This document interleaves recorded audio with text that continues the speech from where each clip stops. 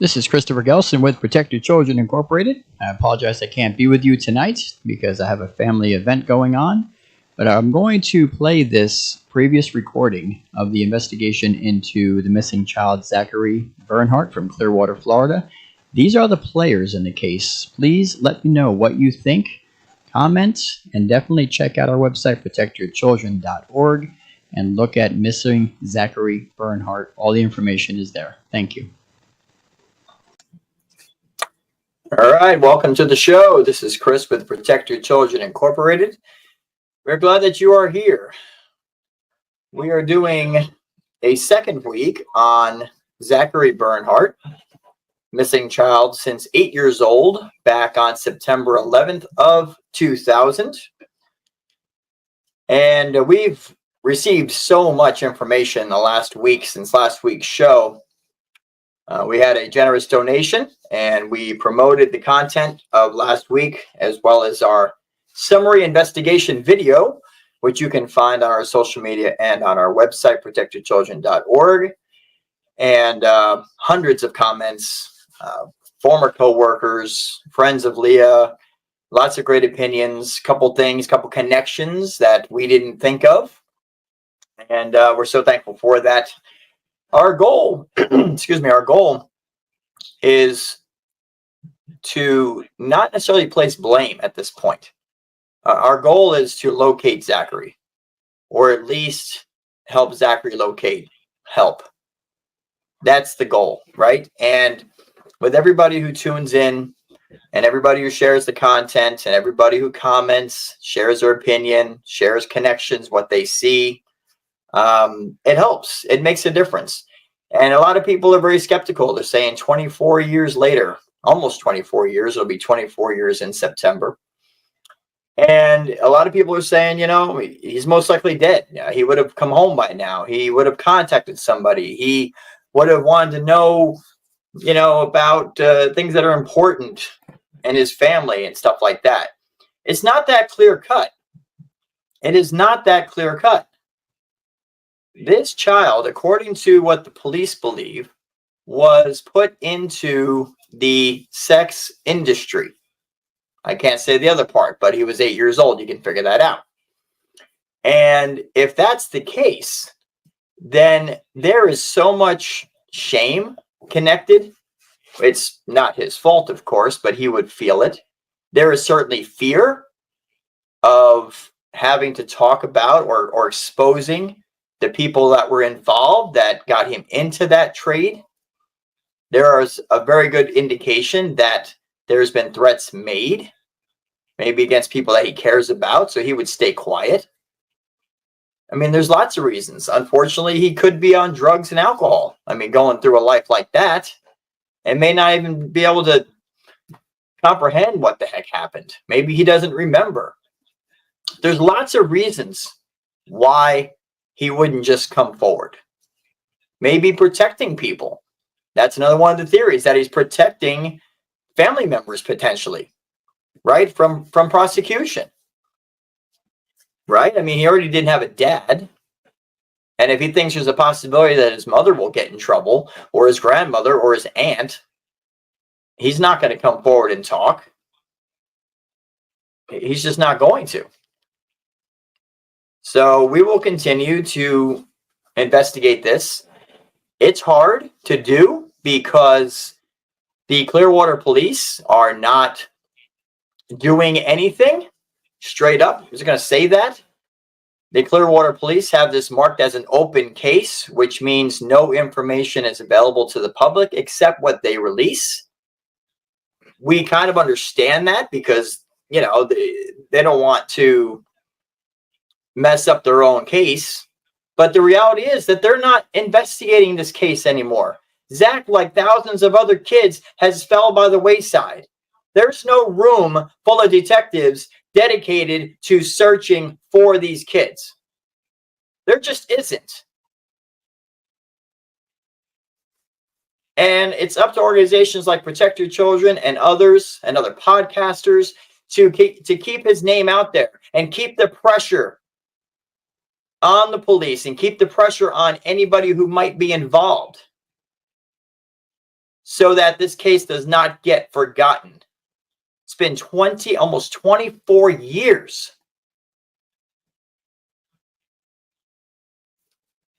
And as we'll show you later, we've reached out to Clearwater Police. They will not tell us a darn thing. And you know, they can vet people. They can vet me and the other directors in the organization. They can find out that we're safe, that we're on the good side here, and we're trying to help locate Zach, but they don't want to take the time to do that. So it is an uphill battle. But we believe that with enough exposure, and if people have the courage,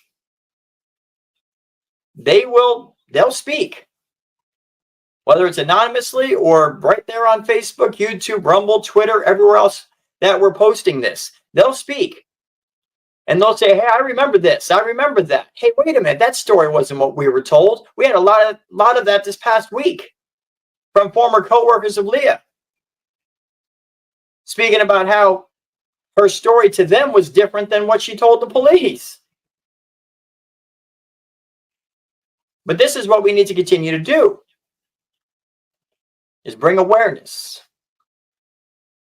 and not forget.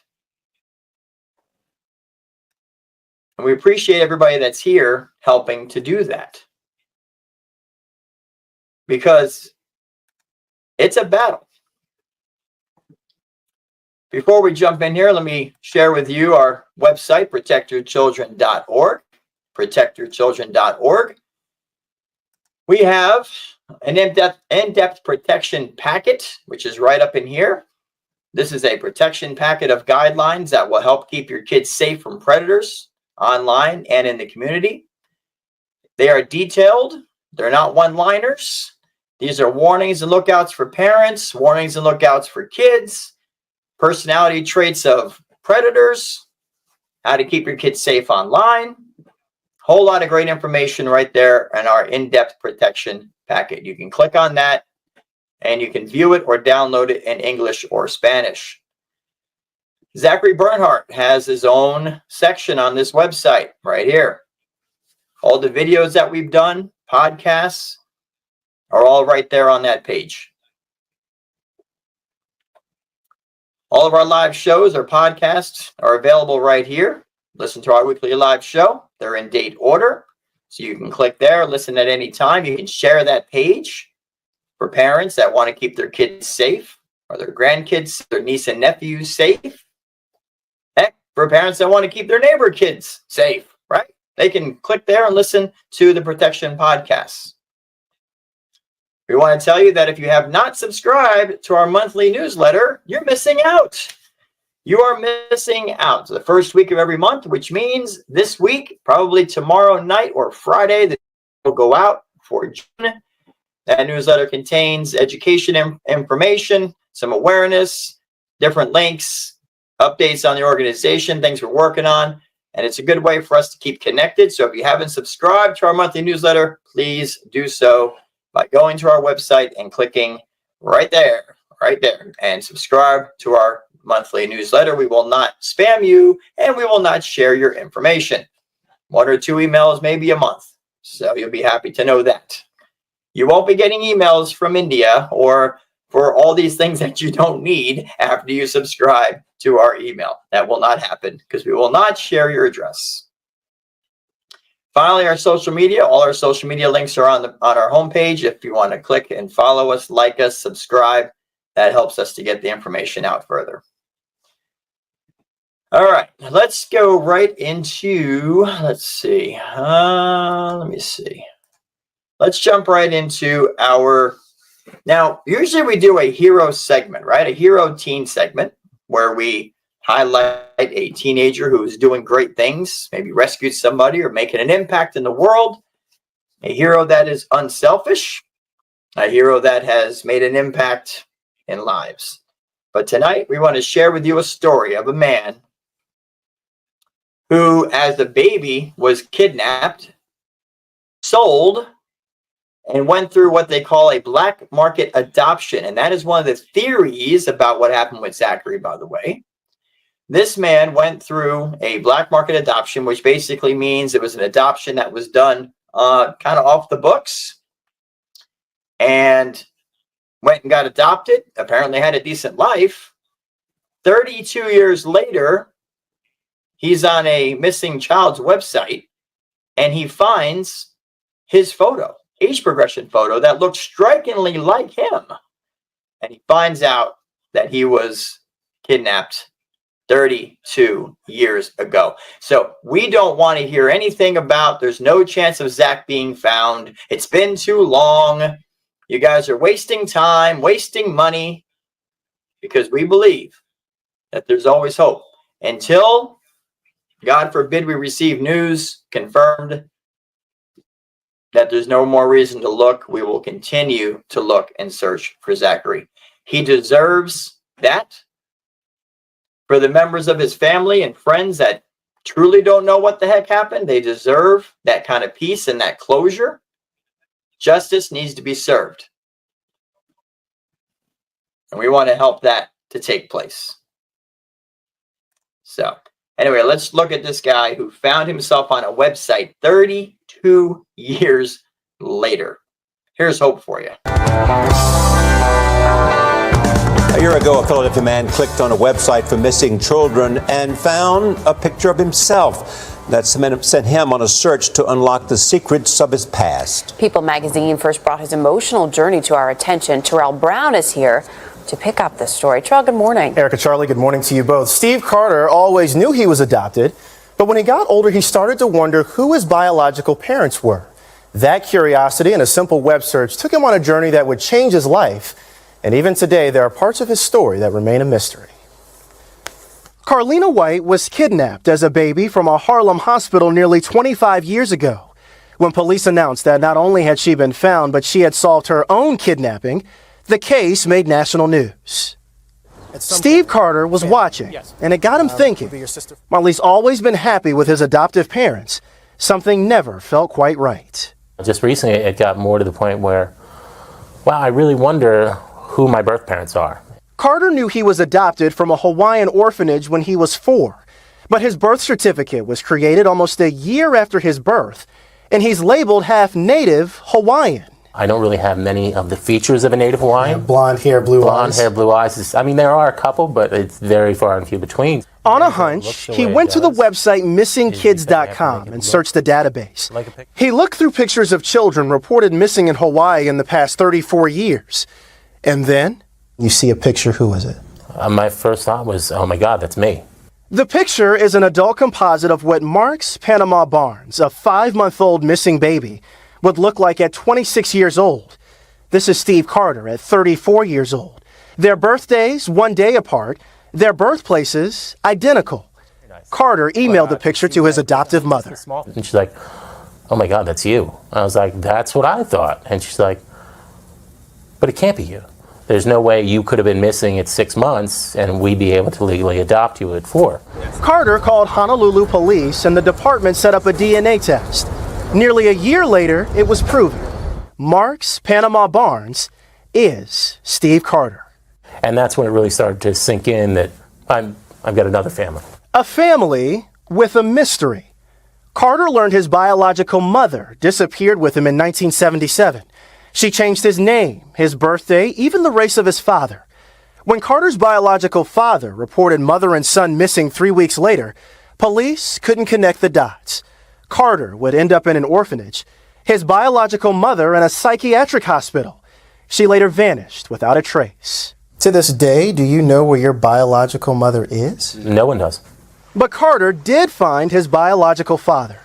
In a small town in Northern California, Mark Barnes remembers the feeling of hearing his son's voice for the first time since he disappeared more than 3 decades ago. He introduced himself over the phone, and I was absolutely positively thunderstruck and amazed. And we just sort of, in an hour conversation, tried to catch up on 32 years. Barnes says Carter's biological mother would often leave with him, but always return. Although he never stopped searching for his son, he wishes he reported them missing sooner. Not one day went by when he wasn't in my thoughts. Carter hasn't seen his father or any of his newly found blood relatives in person. It's still too soon. In the meantime, he's piecing together his childhood, a cold case closed, and one of the longest missing child cases in U.S. history solved.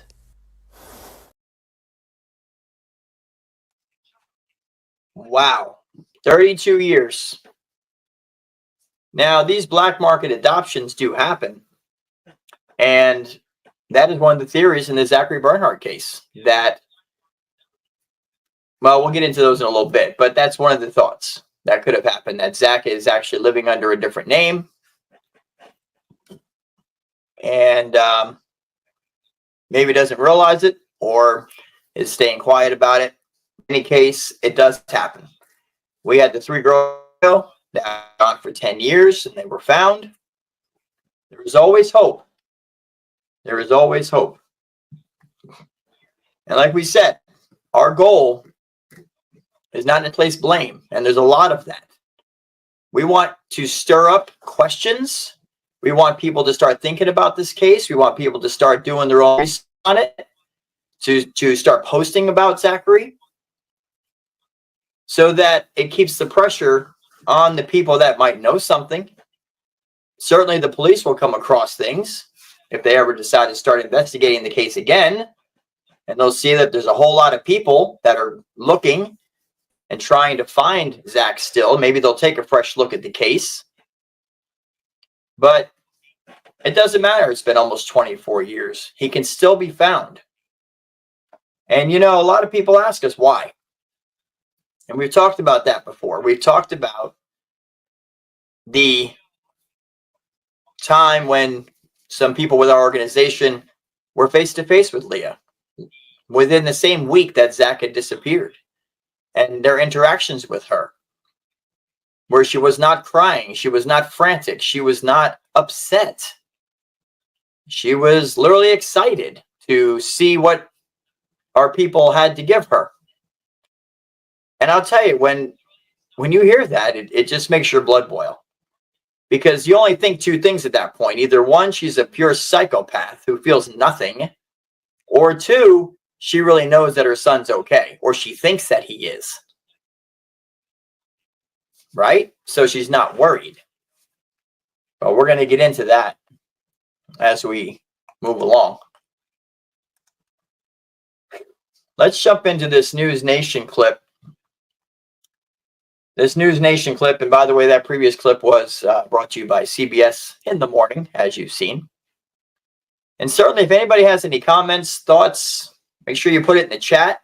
We know that certain platforms, we cannot see your comments that you post. We can't see them right here on the dashboard of the live show, but we will see them afterwards and we will reply, as we always do. But for YouTubers and Facebook people and Twitter people, I believe we can see your comments right here on the dashboard. And we'll be showing some of those on the air, right there on the screen. While you're listening to these clips and hearing about this case, please look closely at these pictures that are on your screen. We will be looking at each one individually. Obviously, the center row is all Zachary, age progression from the left side to the right. 8 years old, all the way up to some age progression photos. We couldn't fit them all in there because it's been almost 24 years. And then on the bottom, take a close look at the bottom 3, because that is a very interesting similarity between those faces. But right now, let's get into this NewsNation report on Zach. Gives a very good summary. It's 4 minutes long, and then we'll come back and we'll go further into the players that are close to this case. Let's check this out. NewsNation. 8-year-old Zachary Bernhardt vanished from Clearwater, Florida in the early hours of September 11th, 2000. Not a single piece of credible evidence has been shared with the public in more than 2 decades until now. NewsNation live anchor Marnie Hughes has the latest on this story in our Missing series. This is Zachary. It's the little boy we're looking for right now. September 11th, 2000. Okay, go help us find Zach. The Clearwater community flooding the streets looking for 8-year-old Zachary Bernhardt. He's always had a smile, wonderful smile. He was a yes ma'am, no ma'am type individual. He's a good boy. That good boy went to sleep in his mother's bed Sunday night. His mother, Leah, who worked overnights, kept her sleeping schedule. Then around 4 a.m., she says she left the apartment unlocked and went for a brief swim. When she got home, a warm shower. Then she says she checked, and Zachary was gone. They called us on the phone, Leah did, and said Zachary was missing. So we just thought he was hiding over there in the apartments. Zachary's grandmother still remembers how quickly they thought this would be over. That all changed with police and agents swarming and canvassing, looking by air, through the brush, and even with wave runners. We're hoping it would work out, but as the days progressed, it just became very, very long, all and consuming days of trying to, follow up every imaginable lead to try to locate him. And we want him to come home. We're all here waiting, so please don't stop looking for Zach. Leah permanently ducked from public view days later, leaving many wondering about that 4 a.m. swim and swirls of talk about her lifestyle. At the core of it all, a community deeply in pain. I'm feeling madness.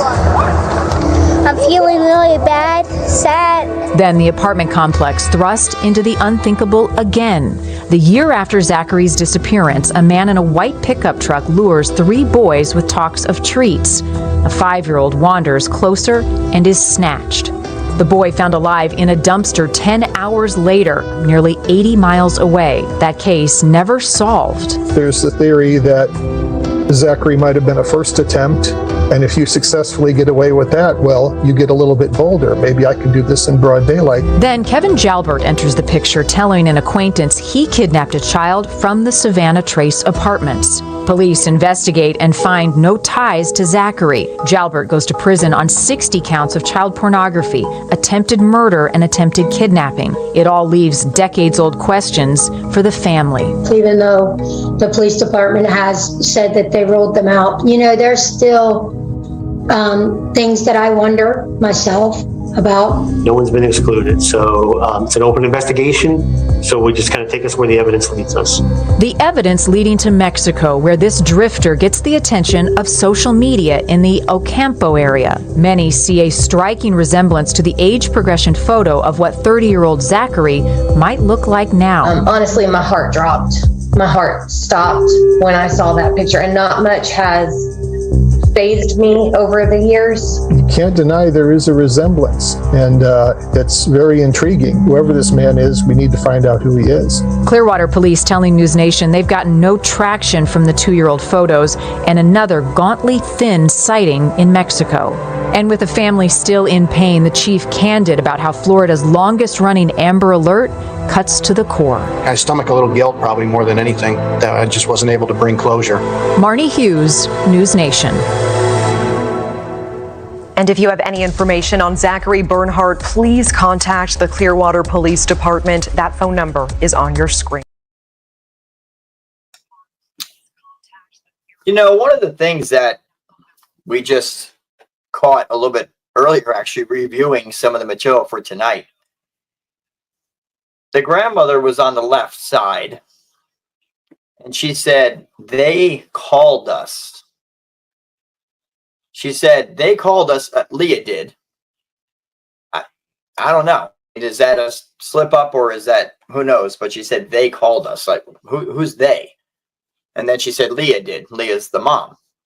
But I don't know. That's just a weird thing.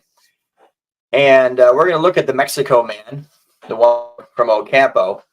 We investigated that thoroughly, and we're about to get it into high gear again. But, yeah. Very, very strange case. Leah, again, talking to the press. I don't know. What do you think? Seems kind of emotionless. Maybe she's in shock. We look at the grandma who was standing to the right of her, behind her, not crying, not weeping. The person to the left of her, I'm not sure who that is, but she was clearly shaken, visibly upset. But I don't know. I think that when you have a child that's, they believe, was taken by a predator in the middle of the night, I don't know. How do you not be crying and upset? It's very odd, we think. So, but we look for your comments, what you think about that. It's very, very strange. All right, here we go. Let's look at the players. The players. Just want to remind you really quick before we start that on our website, Zachary Bernhardt Missing, all the videos, information. Now, listen, we hold back some things. We are still pursuing some angles, which we are not going to release to the public because we are still looking into them. And of course, you never know who's watching or listening. So we want to not shoot ourselves in the foot here. But if you go to our website, protectedchildren.org/Zachary Bernhardt Missing, you will see all the videos and information that we have done with Zach. So this here is Leah Hackett. A lot of you have seen her this past week because we posted her picture on our social media. And here she is smiling, clearly moved on with her life.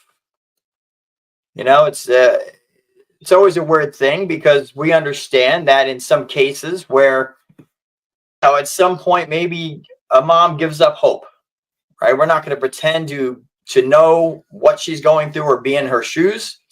But sometimes, yeah, you give up hope and you just assume that you're never going to see your child again. And then you move on with your life and you try to do the best you can with your life and to be a good mother to more kids. And you try to live a life that Zach would be proud of, as she has stated. Maybe that's what she's doing, right? Or maybe she's so happy going on with her life. She has an LLC. She's married. She has another child. And, you know, maybe the reason why she's so happy is because she knows that Zach is okay. It's a possibility, right? That maybe she hasn't just given up. Maybe she knows that he's all right. Or she thinks that he is. Who knows? But in any case, this is her smiling face. She's got, look at Zach's got her eyes, her mouth. The features are all there. I will tell you that this is what's interesting. Leah Hackett, this is her eviction. She got evicted 6 days before Zach disappeared. She got an eviction notice. And this was like, I believe, the 11th place that she lived in like 14 years. And Zach was only like 8. So that just kind of tells you the rough life that he had. And all these people that are out there like the aunt talking about how when she had to be a mother, she was a mother and this and that. And she was a great mom. I'm sorry, but if you have moved 11 times in 14 years, something's not going right. Okay? You hear me out there? But anyway, this is Savannah Trace Apartments where she lived in Clearwater with Zach. And if you look down the bottom, case filed September 5th of 2000. Case filed. This is the eviction that was filed with the courts. And then 6 days later, Zach disappears. Well, as you can see, this prolonged out until August 28th, 2001. And then they actually dismissed the case against her. So she didn't have to pay any money. No doubtedly, that was connected to the fact that her son ended up missing. I just realized how small that was. I'm going to just enlarge this for you a little bit. But look at that. So I want you to remember 6 days, okay? So September 5th, she gets the eviction notice. And 6 days after that, all of a sudden, Zach is gone. She stays in the apartment for a little longer and then drops off the radar. Okay? This is where she shared with the news, whether we just saw this a little bit in the video, but this is her plea for them to bring Zach back.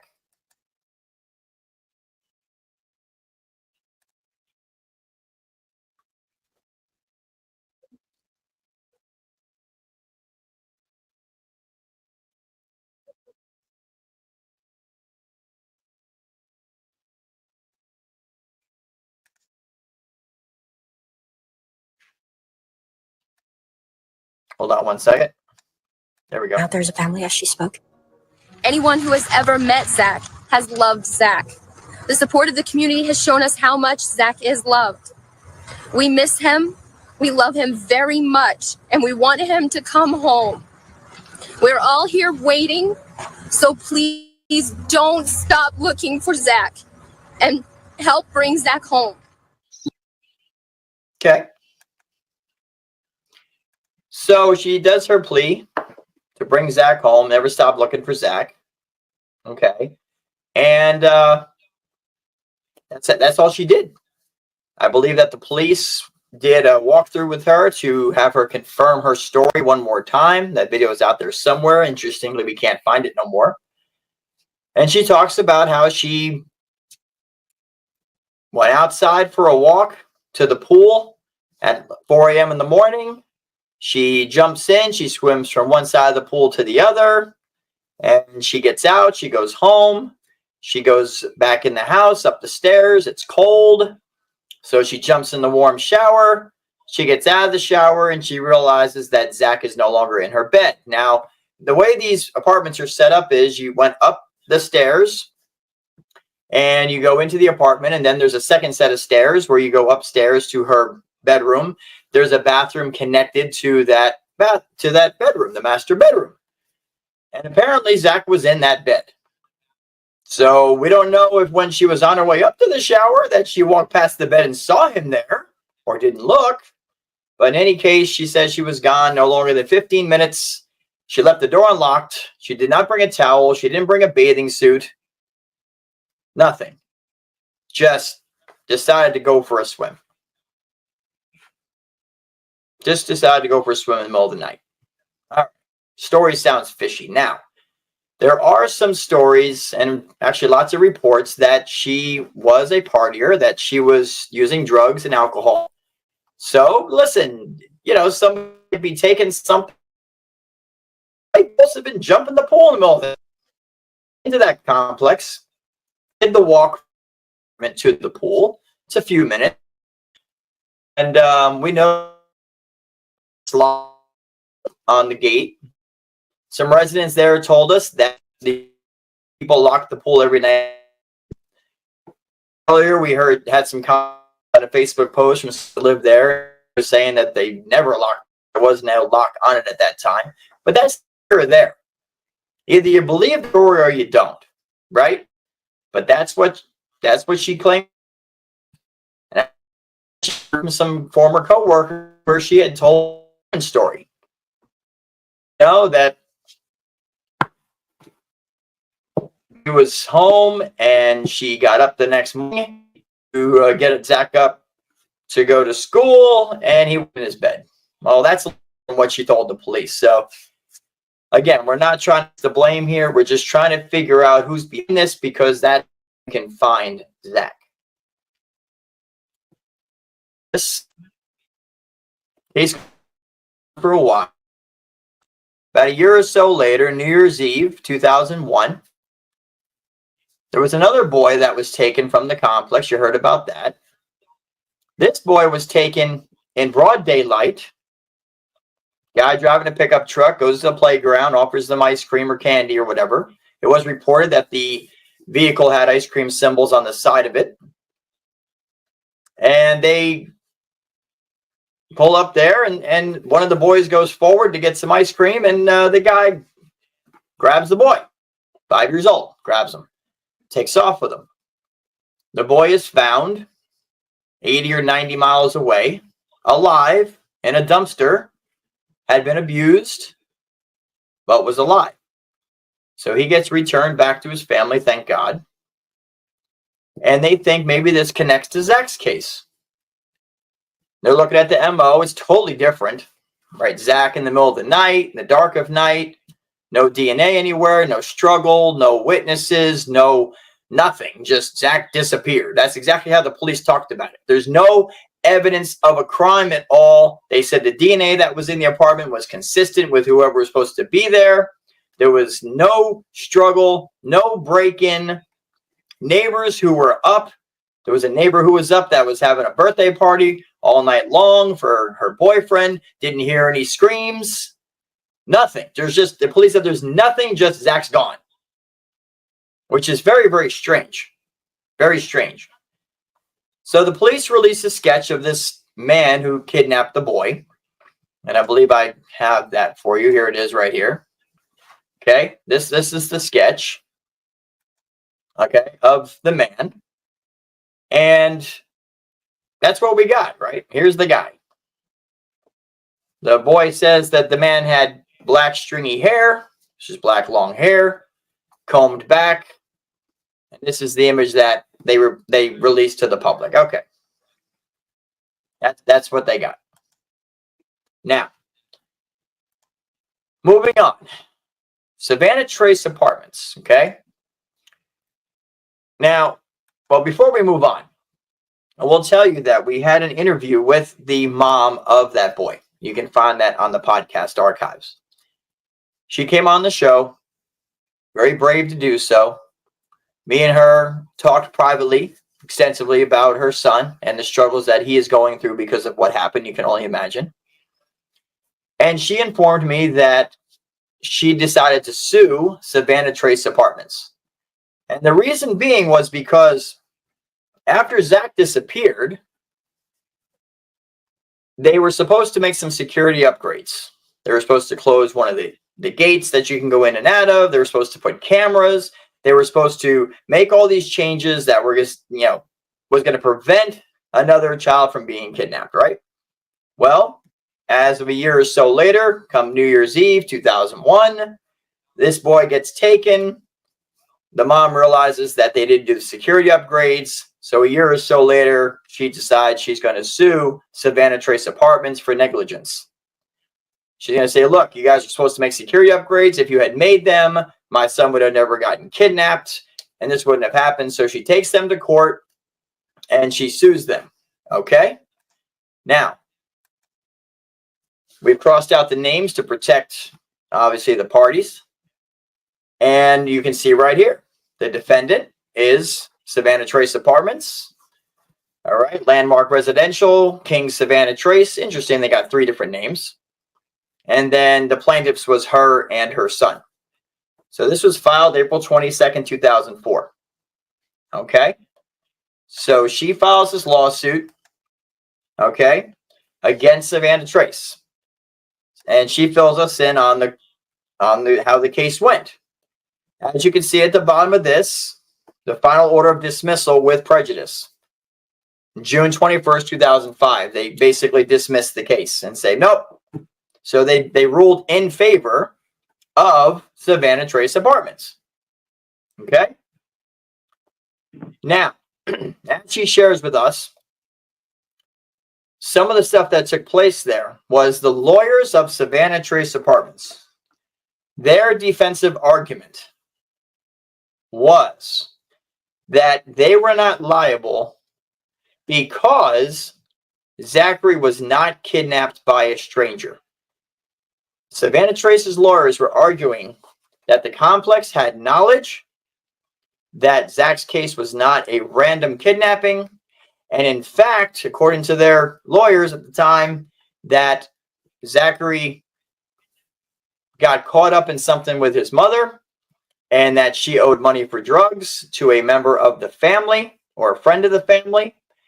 And there was a deal made that in order for her to continue to be able to see her son, because the family did not want the son, Zachary, living with her, that she basically had to let someone else raise him and raise him right in exchange for her drug debt to be forgiven, or they were going to go to the police. That was the argument that Savannah Trace used in this case.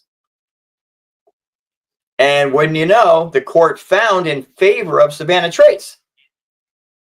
So the court obviously believed that there was some merit to that story.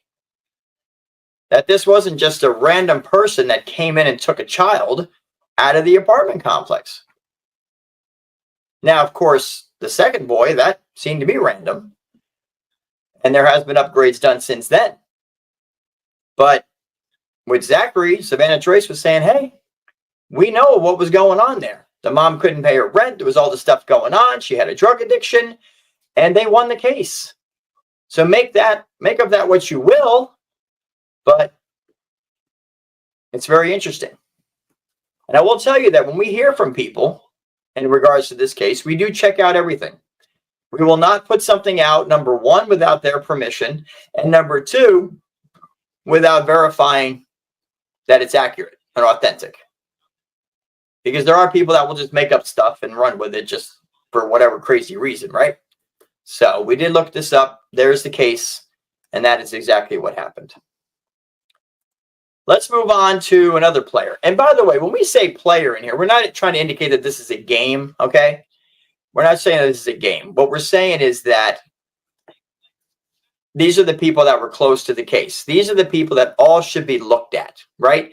All these different people that were part of this all have something that needs to be said and should be looked into deeply. Now, we feel like the police did not look into people in the way that they had to. Because the amount of information that we have found out and stuff that we put together, like you would have to think that the police detectives would have figured this out and put this together already.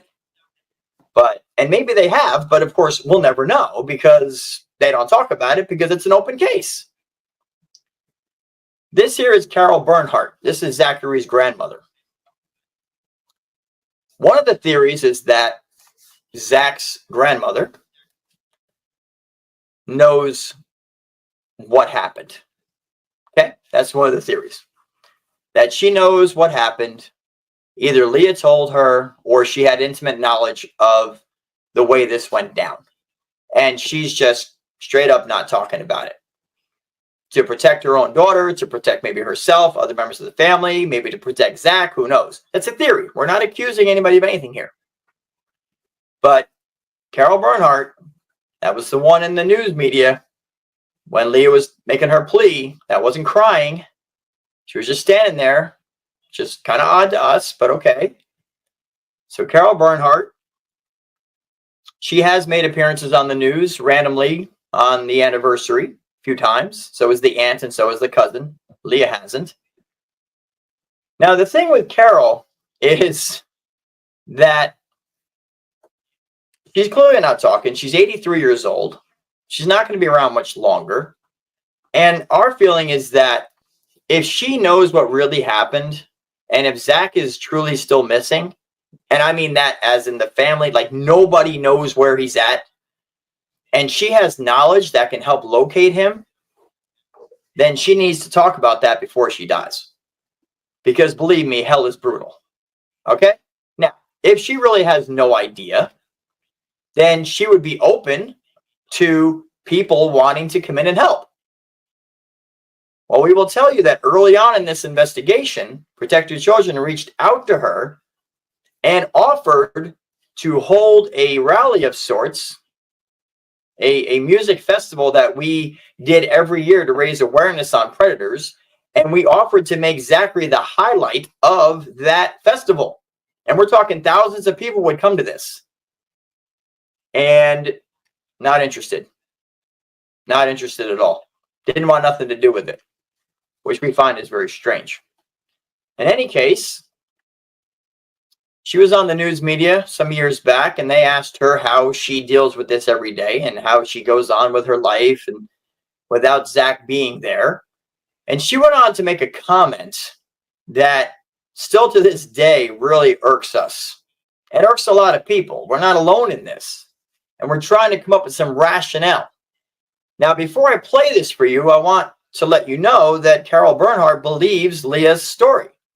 Carol Bernhardt believes that a predator was, I guess, hanging around the apartment, waited for Leah to leave for a few minutes, went to the apartment, found the door unlocked, got past their dog, by the way. They had a dog. The neighbors that said they were up didn't hear the dog barking or making a ruckus. So this person found the door unlocked. They got past the dog. They went upstairs, found Zachary in the bed, picked him up, carried him out of the house, and just put him in a vehicle, I guess, and took off. Without him screaming, waking up, dog barking, nothing. Carol believes that story. She believes, Leah, that that's exactly what happened. And then she says this, okay? Which just is awkward. I live with this feeling that if you took my grandson to raise him and you raised him right, that's good. But if you took him to be mean, I hope he did. It's hard to say. But I hope he's up with God. Play that one more time. I live with this feeling that if you took my grandson to raising and you raised him right, that's good. But if you took him to be mean, I hope he did. It's hard to say. But I hope he's up with God. That is odd. Now remember, she believes that this predator came and kidnapped her grandson. What could possibly lead her to say, if you took my grandson to love him basically and raise him right, then that's good? Now we get the other part. The other part is if you took him to hurt him, well then, I mean, it's still weird that she says she hopes he's dead, but I guess it's better than thinking that he might be struggling, going through hell. But the first part is what gets us. What do you all think about that? Is that a normal thing to say? If you believe a predator kidnapped your grandson in the middle of the night, ripped him away from his mother, what part of you thinks that they could possibly have taken him to raise him right, to love him, to treat him good? That just doesn't make any sense. Now, when you combine that, though, with another theory, which aligns with the Savannah Trace argument, that somebody connected to the family took Zach to raise him right and raise him good because Leah wasn't, and you think that that's what happened, and then you find out later that that's not exactly what happened at all, that this person actually harmed Zach and sold him into sex trafficking and abused him, then she wishes he's dead because she don't want to think about him going through that. But maybe who took him was supposed to raise him right. Maybe they were supposed to take care of him. Is that a possibility? And again, we're not accusing the grandma of anything, but that's just our thoughts. What do you think?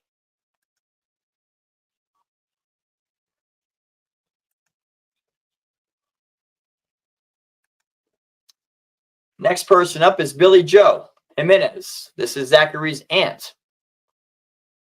She's been vocal. She does post every year on her social media about Zachary missing, the age progression photo. She briefly, after he disappeared, started a not-for-profit called Missing Kids A to Z, where I guess she was attempting to create a not-for-profit that I guess would help find missing kids or something. Okay, at least she was trying to do something. That not-for-profit didn't go anywhere. It folded. Nothing became of it. But she tried. Now again, she's on the news and she's talking about how the police need to stop looking at Leah. There was a video she had said, and this was about 16 years after he went missing, where she said, like I've told the police, after 16 years, is it time to look at a different angle? Well, what do you mean? What angle? Do you have any ideas? And why stop looking at Leah? But she didn't elaborate. We will tell you that probably coincidentally, Billy Joe's husband is Mexican and has family and some relatives down in Mexico. We're just saying that's kind of a weird connection considering the Mexico man living across the border of Texas in Mexico. That resembles Zachary. Just wanted to throw that out there. Not accusing her of anything or the husband, but it does seem kind of weird. Next player here is Kevin Jalbert. We heard about him. This is the pedo who met with an undercover detective and told of his fantasies of hurting kids. And then he says he took a boy from Savannah Trace Apartments. He points out the apartment that he took the kid from, and it wasn't Zachary's. He described the kid that he took as wearing Scooby-Doo, underpants or whatever. And according again to Leah, that's not what Zach was wearing. So the police kind of just dismissed him, We're hoping, for the love of God, that they raided this guy's home, which we know they did because they found the porno stuff on his computer. But I'm sure they did DNA. I'm sure they looked every which way to see if maybe Zach had been there, any indication, any connection, and they ruled him out as not being connected. Polygraph was inconclusive if he had something to do with it or not. So they quickly said, no, we don't think he was involved in Zach's case. And by the way, this is a guy who has wild fantasies according to his family. You know, he says that he, you know, before he got arrested, obviously, he's got 40 years in prison now. But he claimed that he would eat breakfast with, you know, former Secretary General Colin Powell. And, you know, this guy, he's apparently got a lot of mental issues, you know. So take that for what you will. But the police do not believe that he was involved. Now, what we will tell you, and this is very strange as we look at this article here, this is from Investigation Discovery, who, by the way, has done a couple of great pieces on Zachary. Says here, the police appeared to get a break in the case in 2001 when an informant notified police that a man named Kevin Jalbert, who resided near Zach's apartment complex, okay, had been bragging about being a child. You can read it on the screen, and he was in search of a new victim. Okay. The police had an undercover cop track Jalbert's movements, and Jalbert bragged to the cop that he had abducted and hurt, we'll say, read it on the screen, over 1,000 children, which, there you go, that's just nuts, right? And claimed to have killed 5.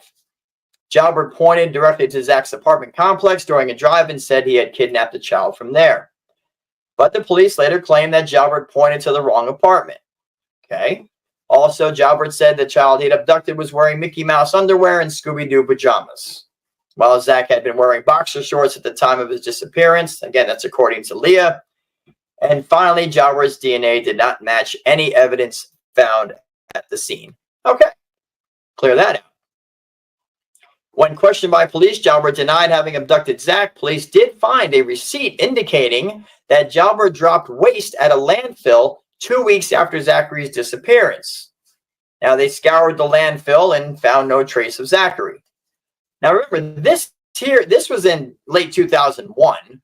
This was almost a year or so after Zach disappeared. So, of course, there's going to be nothing in the landfill, but apparently they searched it anyway. And I know from crime shows we're like, crap, he went to a landfill. He dropped off waste 2 weeks after Zach disappeared. He probably had Zach in the bag and brought him to the landfill. Yeah, that's the quick way to look at it. But is there any evidence or any proof of that? None whatsoever. None whatsoever. So investigators could not conclusively link Jalbert to Zachary's disappearance, but they did find child pornography, we'll say, at his home. And he's currently behind bars serving a 40-year sentence for his crimes. Okay? So that's Kevin Jalbert. You all still with me out there? Hopefully you're still with me. We're zipping right through this stuff. Let me share this guy with you. Who is this guy? If you guys watched last week, then you will see this face again. This is where things get very interesting. And I want to tell you ahead of time, this show is going to go a little long tonight, probably 10:15, 10:30. But we want to get this in because it's probably the last show, unless there's some breaking news that we're going to do on Zach until the anniversary in September. But this guy, his name is Timothy Elfman. Tim Elfman. Lived at 5451 Broche Road in Orlando. Interesting enough, when we first found out about this guy, the person, which you're going to see the video here in a minute, didn't want to release the guy's last name. And we had communication with the YouTuber that posted the story about Zach and talked about this man. And we did go on that YouTuber's channel, actually. We did a live show with him about Zachary, and you can find that also on the website, protectyourchildren.org, under Zachary Bernhardt videos. But he did not want this man's last name to be found. He gave the address of where the guy lived, which it took like 2 seconds to go to the property appraiser's office and find out who lived there. But he tried very hard not to tell people the last name of this man. We're not exactly sure why. And when we went out on a limb and posted the last name of this guy on the YouTube video, he quickly deleted the comment and sent us an email going, "I can't believe you said the guy's last name." Almost like he was, I don't know, scared that people would do something. I don't know. Well, this man is deceased, okay? And we're going to get into that. This man died in March of 2018. God rest his soul, okay? March of 2018. I want you to remember that, okay? Because it's very interesting. And this here, by the way, is the obituary. You can see that he died on March 13th. What we're about to show you is testimony from a security guard for Lockheed Martin at the time.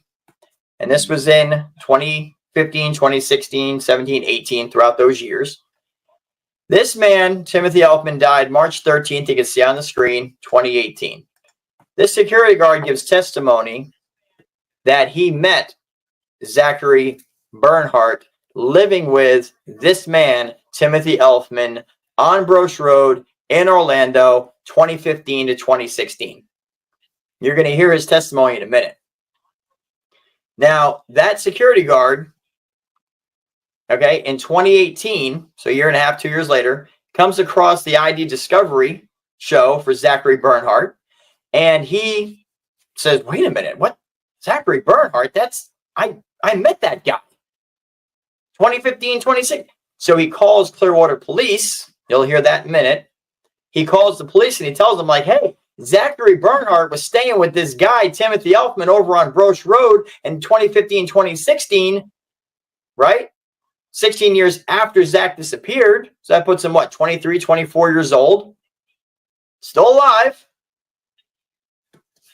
Well, he calls the police on March 7th.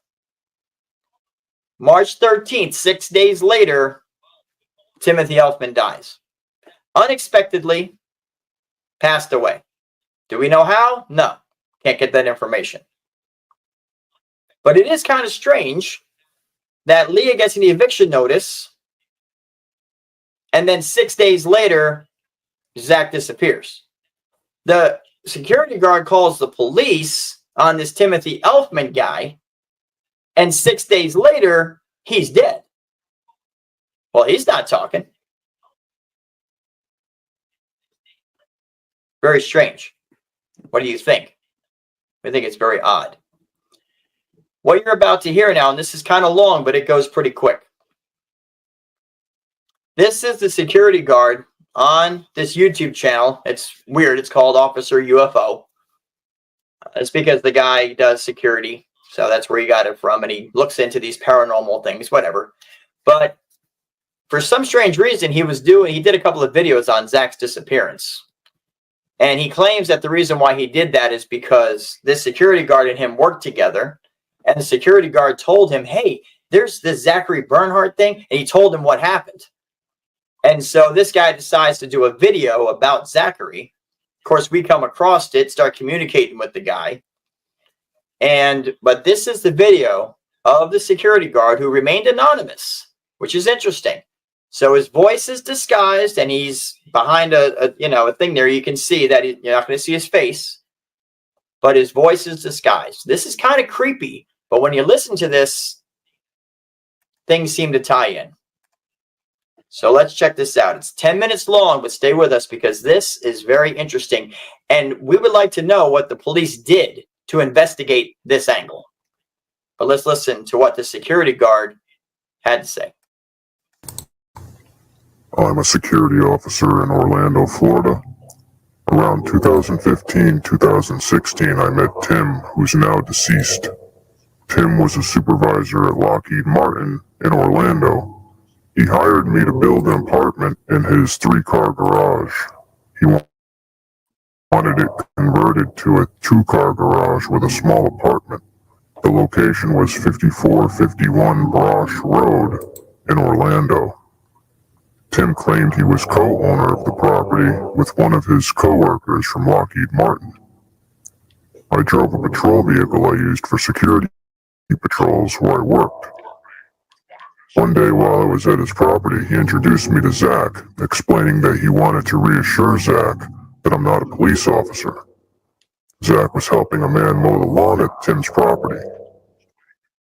The man was a short white male who appeared to be in his 50s. He drove a red pickup truck he used to transport his lawnmowers. Tim always drank and used hardcore drugs. There was no drug he didn't do, and he did the very worst. He asked me if I drank or did drugs, and I don't, and that made him uncomfortable. I told him I'm aware of the medicinal benefits of marijuana, and that I was part of the Morgan & Morgan push to legalize marijuana, but I told him I quit, and he pressured me a little and encouraged me to smoke. He said that Zach could get me good sativa at a low price. So I said, okay. So I'm sitting there with Zach in the main house at 5451 Brosh Road. Zach called or texted his marijuana contact, and now we're waiting for the marijuana. Zach was playing a video game on his phone, and he suggested that I save his phone number as a future marijuana contact. So I enter his number into my phone to save him as a contact, and I ask him what his last name is, and he replied, Bernhardt. Then a moment later, as an afterthought, he adds, I wasn't supposed to tell you that. When I asked him why, he replied, you don't know? And of course, at the time, I had no idea what he was talking about, and I was unaware that he was reported as a missing child back in 2000, the day before 9/11. One day I'm working on the garage apartment, and I can hear Tim telling Zach over the phone that because Zach owed him money, Zach would have to do whatever Tim wanted for as long as he wanted. The more I got to know Tim, the more I could see his predatory nature, trying to manipulate people or exploit them. He loved saying people owed him something. He would later say I owed him money when in fact he owed me money. He constantly talked about how he was gay, and he constantly used the racist N-word and expressed racial hatred, which I found ironic because when he needed drugs, he got them from a black guy he pretended to like. I didn't like his character, and I would try to limit my conversations with him and kind of distance myself from Tim. I even started charging him more to work on the garage apartment. One evening after I was working on the garage apartment, I was spraying my vehicle off because it was covered in sawdust, and Tim walked right through the spray and then confronted me about it. So I said, you walked into the spray, Einstein, whose fault is that? Then he did something he shouldn't have done, and Tim invoked the name of my best friend and mentor, who has passed away into the spiritual world. This man was a sniper for the U.S. Army in Vietnam. He was an expert hunter, an expert gardener. He helped people and never exploited anyone. Tim, on the other hand, was a liar and a coward, so it infuriated me when he invoked Michael's name, and I made him agree to never say the name again, and I never worked for him again after that. But a year and a half later, I'm watching TV, and ID Discovery was showing Disappeared, Season 8, Episode 8, entitled About a Boy. I didn't watch it the first time it aired. This was a repeat episode, and it covered the disappearance of missing person Zachary Bernhardt, who disappeared in 2000 as a child. And I remembered meeting Zach at Tim's house and him accidentally telling me his last name is Bernhardt when I saved him as a contact. And there were other things that I recognized. He looked 100% like the childhood photos, but nothing at all like the computer-generated age-enhanced image. The only similarity with the computer-generated image is hair color. They look absolutely nothing alike, especially the lower face and jaw. The computer-generated image is of a person at least average size, if not bigger than average, white American. The Zachary Bernhardt I met is a little guy, smaller than an average white male his age. He was short, around 5'5", maybe 125 pounds. He wasn't skinny, but he was small, extremely well-behaved and well-mannered, very kind and friendly. In 2018, all of this information was given to Clearwater Police Department. 6 days later, Tim was deceased. Detective Collymore played phone tag with me briefly, and then I never heard back from her. I'm choosing to remain anonymous. You're the only one I'm giving a statement to other than the police, and so your audience knows that's because I know you from working together in security. And I appreciate that. And now you have agreed to come on the show. I practically had to beg you. And the reason I wanted to have you on, even though I covered this a little in a previous video, is to give the audience a little context for the upcoming live stream I'm having later this month, covering the Zachary Bernhardt missing person cold case. Christopher Gelson will be my guest. His organization is Protect Your Children, Inc., and he urged me to do a live stream covering Zach's case, and I agreed. It is scheduled for December 18th, 7 p.m. Eastern Standard Time. There will be live chat, and I will also have the option to invite people to call on Skype at the end. I can understand why you want to remain anonymous. Why put yourself out there? Your experience with Zach and talking about that experience is one thing, but then you're getting into how you met Zach and the circumstances. The person you met him through is deceased now, and you admitted to smoking marijuana. Oh no. So now you know some people will dismiss what you said for that reason.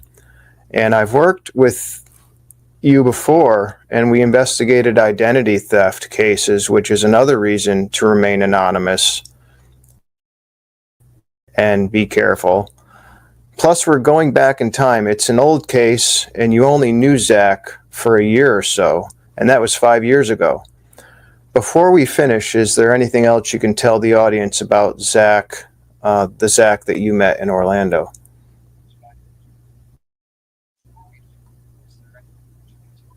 The Zachary Bernhardt I met had family in the Orlando area who he stayed with on and off. Tim mentioned that in the past, Zach lived with him at 5451 Brosh Road at one point. One time while Tim was exploiting Zach, he said he was going to tell Carol if Zach disobeyed him, as if Carol would tell Zach to obey him. Well, it turns out Carol Bernhardt, grandmother of the missing child, lives in Winter Park, Florida, and anyone who knows Florida knows Winter Park is part of the greater Orlando area. I met a woman Tim told me was Zach's mother. She had blonde hair and her first name started with the letter B. She was dating a black gentleman who was Tim's drug dealer. I'm certain Zach sold me his marijuana. Zach was not a drug dealer. He was what's referred to as a middleman. The white woman had at least 2 small children with this man, who I took to be Zach's younger half-brother and younger half-sister. One time Zach moved out of Florida for work, but returned within weeks for whatever reason.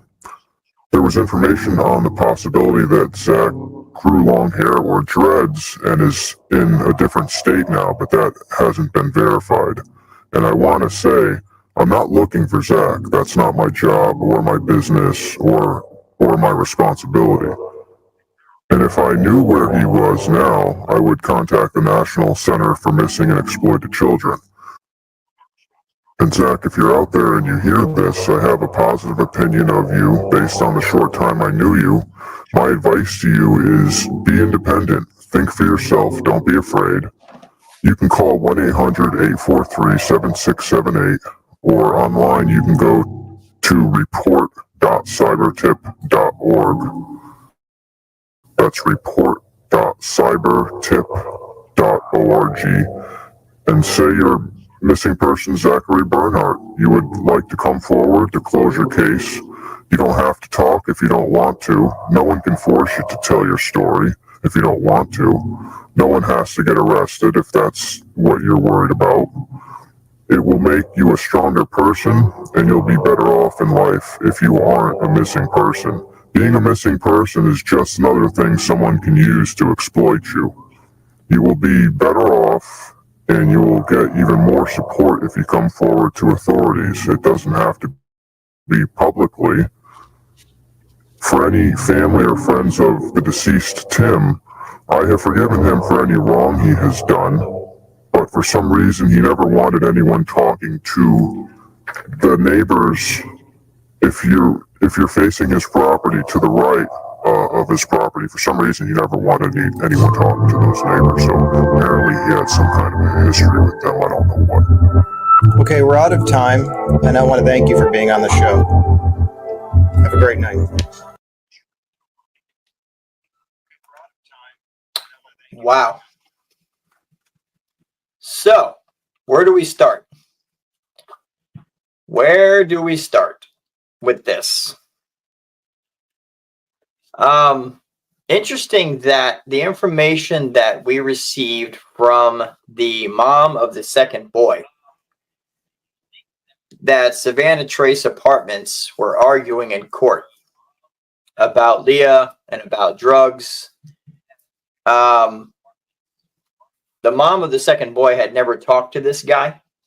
She never shared that information with anybody but us. And of course, we found that out. And it's like, that was interesting because what this security guard is saying seems to corroborate what she was saying. Okay, now he implicates Carol Bernhardt, the grandmother. He says that Tim knew Carol, or at least Tim made Zach think he knew Carol. He says he did call the police, the Clearwater police, talk to a detective, Collymore, which we've been able to find out was a detective there, but shortly after that was removed for whatever reason. So that part is true. We have basically corroborated a lot of this guy's story. Now, we don't know who he is, obviously, because he remained anonymous. But we believe him. We believe he's telling the truth here. Now, the obituary for Timothy Elfman, of course, is glowing. I mean, they're not going to say anything bad about him. You know, loving guy, veteran, makes spaghetti dinners for the vets, helps out all the time, great guy, 30 years, Lockheed Martin, terrific, all-American guy, never did anything wrong, didn't have a spot on his record. That's how they make it sound. Well, this security guard clearly had some different interactions with Timothy Elfman. Okay? And interesting enough, we did do some research on Timothy Elfman, and he did have a prior charge that involved a related sexual issue. We'll just leave it at that. Not to spit on the man's grave. But we think that this guy is telling the truth. Now, he says that he played phone tag with this detective. We had communication with Officer UFO, the guy who has the channel, privately after this. And he said that the police never came out to the security guard's house. They never came and talked to Officer UFO. It's like they just said, okay, we'll pass on the information. And 6 days later, Tim's dead. And there's no follow-up. We did confirm that Officer UFO, after this, a year or so later, he also sent all this information to Clearwater Police again and the FBI. And he got the same response. Thanks, we'll pass it on. But that's it. No information, of course, if it panned out to anything. We just have to assume it didn't because it's an open case. But do we know if they really investigated this as thoroughly as they could? Because if they did, you realize what this means. This means that Zachary Bernhardt was alive and well. I don't know about well, but he was alive 2015, 2016. 15 or 16 years after he disappeared. 23, 24 years old. He was still alive and staying in the Orlando area where other members of his family lived. And it's actually where his mother lives now. That is huge. You'd think that would make the news. But we never heard a peep about it. So what are the police doing? Do we know? Not a thing. Could they at least come out and say we received a tip for a person in Orlando? We looked into it, and there's unfortunately nothing. No, they're not saying anything. So we don't know what happened with that. There's more information on this on our videos. Zachary Bernhardt missing on our website. You can find all the videos there. All right, a few more really quick here. This is the Mexico man. Interesting enough, and you heard Steve Gans, he's with Enigma Web Productions. He was on the NewsNation report. So what actually happened, and listen, we want everybody working together to find Zach, okay? But what actually happened was we received a message this couple of years back now from somebody who's part of an amateur sleuthing group. And they sent us a link to a page for lost and missing in Ocampo, Mexico. That is a little town south of Texas in the state of Coahuila. Now, they sent us this link. We opened it up and we seen these pictures of this guy. And we're like, holy mackerel, does he resemble Zach? Now, the security guard was trying to say, look, the first thing I realized is the age progressions didn't look anything like Zach, and they're totally off except for the hair, right? So it seems to kind of dismiss it. But of course, the story at the beginning, the guy that was missing for 32 years, you know, we saw his age progression, and it looked very similar to how the man looked now, or then at that time. But you look at the age progression, and you look at these images of this man, and you're looking at the blonde hair, you're looking at the blue eyes, you're looking at the bridge of the nose. By the way, you're looking at a scar on the bridge of the nose, which Zachary had one right in between the eyes and one on the bridge of his nose, okay? You look at that smile, that lower lip where it kind of puffs out there. Leah has that, okay? The age progression shows that. We think there's a very, very strong chance that this man is Zachary Bernhardt. And we are still looking into this angle. Now, we have heard from another lady who runs another group, and she claims to have talked to this man's mother, you know, excuse me, and that it's not Zach. They know who it is. And, you know, end of that, they think that that closes it. Well, that's not good enough for us. And we had communication with her and said, did you verify the information that the mother gave you? No response. Now, we will tell you something about this man, okay? This man, the Mexico man we call him, after we received the link with the images, we paid through some generous donations of people. We paid for some pretty extensive advertising all throughout Ocampo, Mexico. I mean, we plastered the whole area, social media, Facebook, Instagram, looking for information on this guy. Did anybody have conversations with him? Did anybody know anything about him? Was he still there? So on and so forth. And I'm telling you, we received hundreds of comments from people. And we heard from people that messaged us directly. We heard from a man who gave this guy some water, and there's a picture out there of him holding a bottle of water, you know, with his thumb up, similar to this one. The man told us that he talked to this man, and this man said that he was from California, that his family was dead, okay, and that he was traveling toward Monterey because there were more English-speaking people there that he could get to know. But he also told this man that he had to be careful to not get caught by the authorities because they would escort him back to America because people are looking for him there. This is what he told the man who gave him a bottle of water. So he was staying in that area of Mexico. And if you know anything about that Ocampo area, there's an area there where a lot of fugitives from America, people that are wanted, they kind of live down there, stays off the radar. The police look the other way. And then we heard from another person who said that they talked to him. And that this guy said he didn't really remember who he was. but that he wanted to make sure he didn't go back to America. Now, listen, you put all that together, and you look at the appearance, the resemblance, the same kind of smile, the blue eyes, the blonde hair, the bridge of the nose, and then you put that with what we heard from the people, and we have no reason to believe they're lying, and it looks like this could be Zachary. Now, there was another image that they showed in the NewsNation clip of what appears to be the same man, but not looking good at all. Very thin,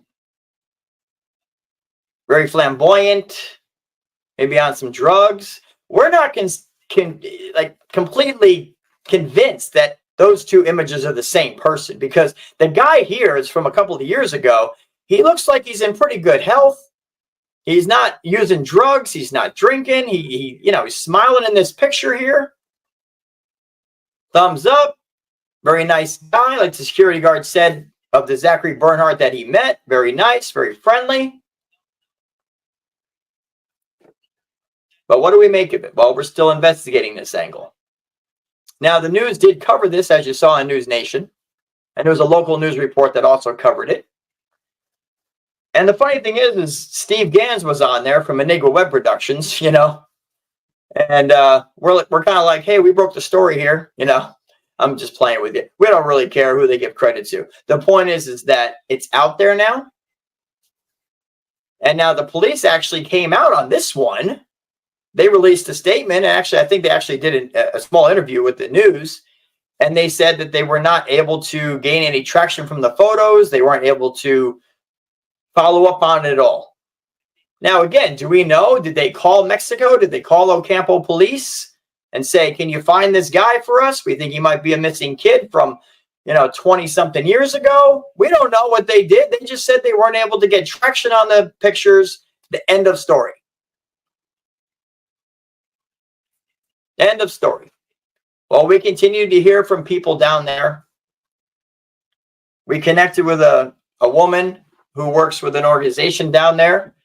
And she was we were on the phone with her, and she was out looking for him in that area while we were on the phone with her. Couldn't locate him. But we're continuing to work this angle. Which brings us to the Clearwater Police Department. That's our other player in all of this. How much more do they know? And sometimes you have to weigh it, right? You got to say, well, they don't want to release certain information because it could compromise the case, or the information could get into the hands of the people that actually hurt Zach. We understand that. But at the same time, maybe there is information that can be released that can help the public, help them find Zach. Maybe they can vet an organization like ours or Enigma Web Productions, for crying out loud. Vet somebody. Prove that they're good, they're clear, don't worry. And let them work with the police to help locate Zach. But the police are very, very tight-lipped about this case, even 24 years later. And even back in 2017, and we talked about this last week, 17 years after Zach disappeared, they reissued the Amber Alerts, all the billboards and the phones. Whoop, whoop, whoop, missing Amber Alert, missing child. I remember seeing it. I'm like, for Zach? They must have a tip. Something prompted them to reissue the Amber Alert 17 years later, all throughout Florida, everywhere. So clearly they still believe he's alive, as we do. Did they give the reason for reissuing the Amber Alert? No. Coincidentally, his mom and her new husband moved back to Orlando. They moved to Orlando, actually, from Hawaii in the same month, December of 2017. We'll have you know that Leah and her husband, Scott, they moved 15 minutes away from where Timothy Elfman, the deceased guy, lived. Very strange, but okay, because Orlando is a pretty big place. But they ended up not far from where Timothy Elfman lived, where Zach apparently was staying.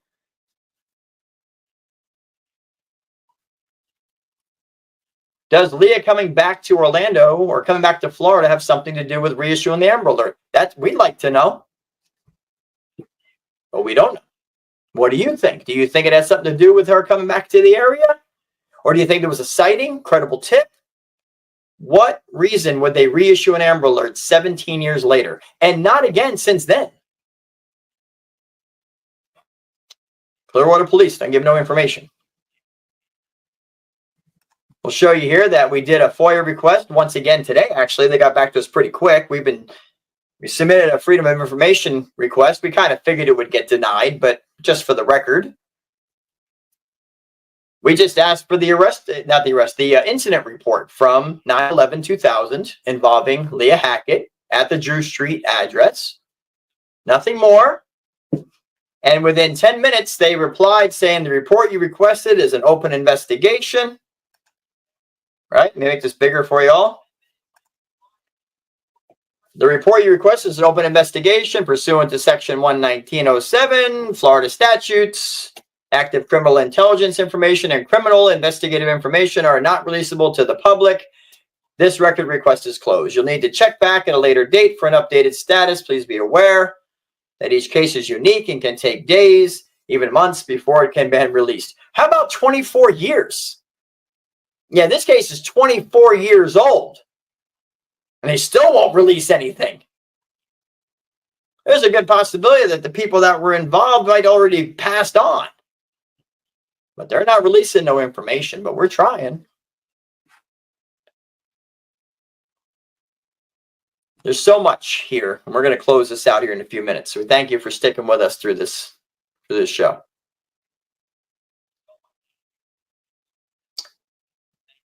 There's so much here, but the reality is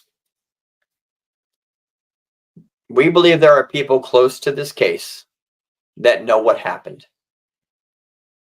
Somebody asked us yesterday, where do we fall? Like, what do we think actually happened? You know, we try to stay away from that. You know, partly because we're not trying to tell the public what we're investigating right now. We're not trying to give heads up to whoever's watching and listening. But we will tell you that we're looking at two angles, two theories. Do we think the family knows more? Absolutely. Not saying they 100% do, but we feel like they do. Do we think it's possible that the kidnapping was a hoax, that it was a setup for sympathy and attention and money? It's a possibility. We're not telling you which one we're falling down on, but we're just going to go through the quick possibilities here. Leah had a history of lying. She had told one of Zach's teachers that her mother Carol had died. But she did. She said her mother died, and everyone went, "Oh man, sorry to hear that." No, Carol's still alive even today, 83 years old, still kicking.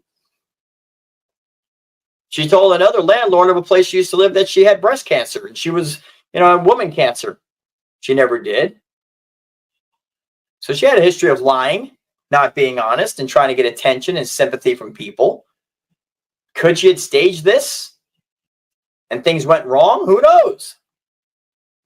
Could the family had arranged it to have Zach taken from her because they did not want her raising him because she had moved 11 times in 14 years? Is that possible? Sure is. Possibility. Is it possible that it was arranged for someone to take care of Zach and raise him right, as Grandma said, and love him and be good to him because Leah couldn't and wasn't?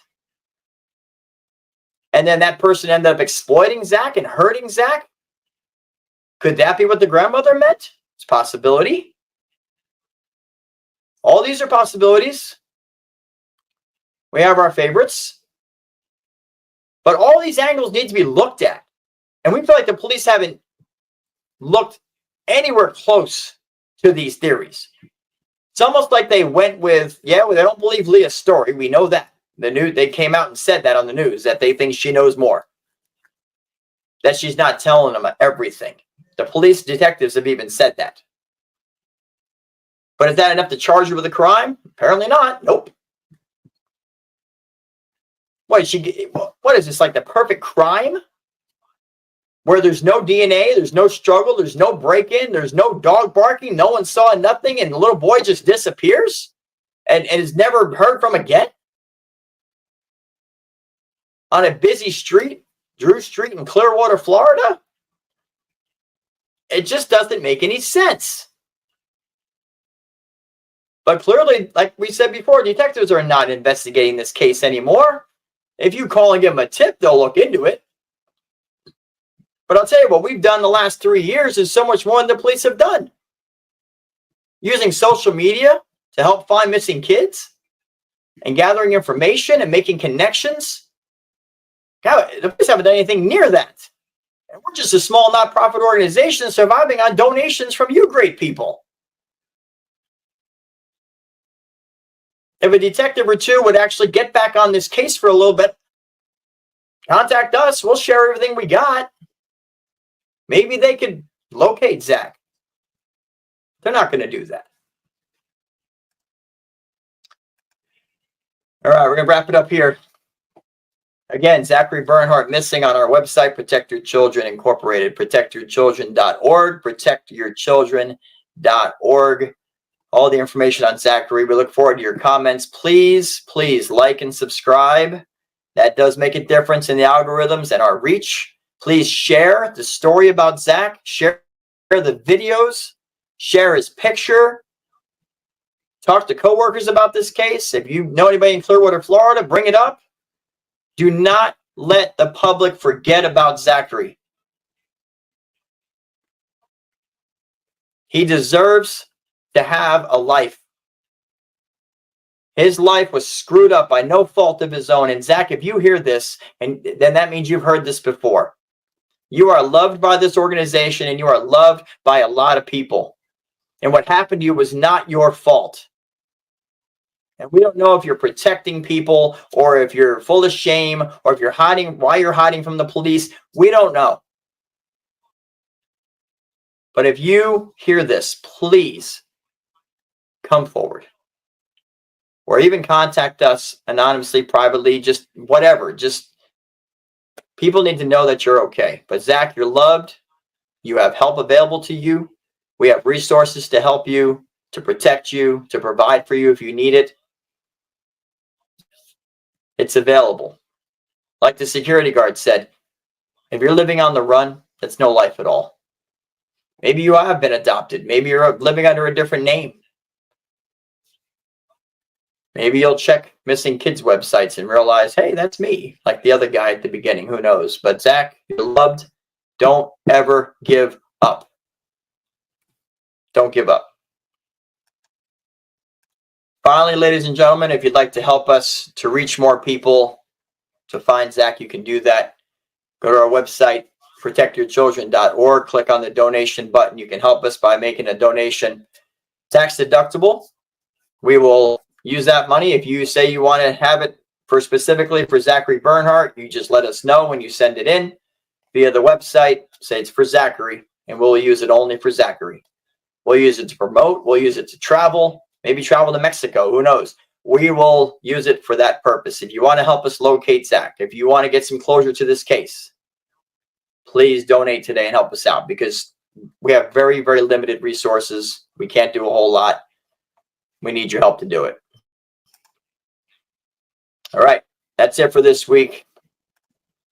It's been Protect Your Children Incorporated. Thank you for staying on with us. It's been a long time for Zach, but we believe he's still alive. And we thank you for being here. Please, like we said, share this podcast. Share the podcast of this live show. It's available in about 15 or 20 minutes after it's done uploading and processing. You know how that goes. And we'll be posting about the next few days. Thank you again for being here. And until next week, protect your kids. Stay nosy. Keep your eye on them. Behavior changes, look into them. Don't just discipline so fast. Ask yourself what's going on. Ask the right questions. Love your kids. Because they can be gone in an instant. They sure can. Till next week, God bless.